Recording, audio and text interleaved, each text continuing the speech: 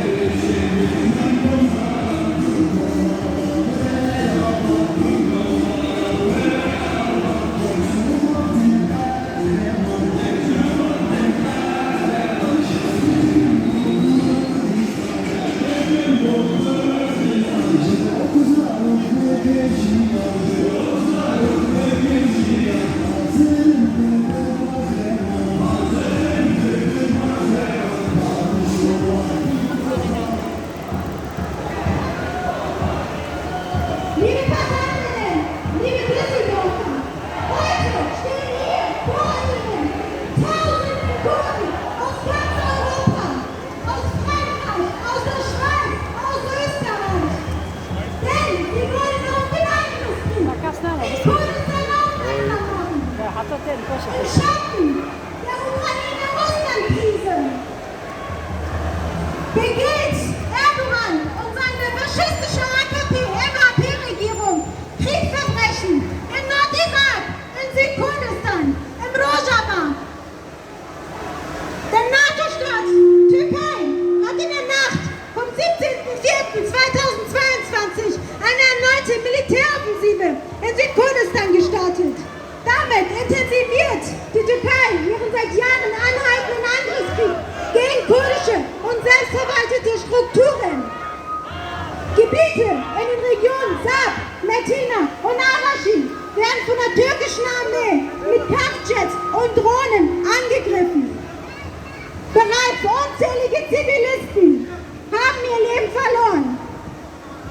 Die irakische Regierung hat den Völkerrechtsbruch und die Verletzung ihrer Souveränität seitens der Türkei aufs Schärfste kritisiert. Dennoch ist der Irak nicht gewillt, die kurdische Bevölkerung zu schützen. Die internationale Staatengemeinschaft muss sich schweigen über den Angriffskrieg, über den Völkerrechtsbruch und über die Kriegsverbrechen der Türkei brechen. Der Angriffskrieg muss international als solcher benannt und verurteilt werden.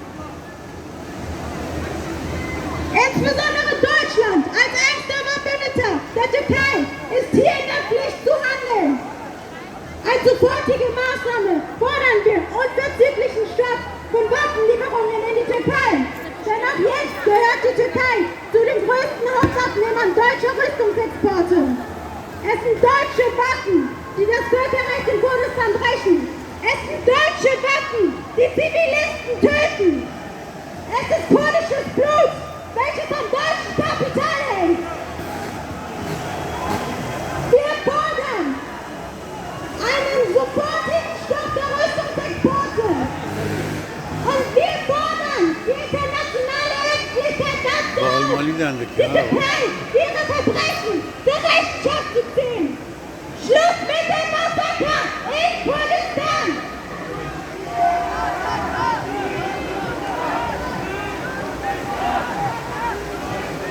ji çardê Nîsana îsal ûvir de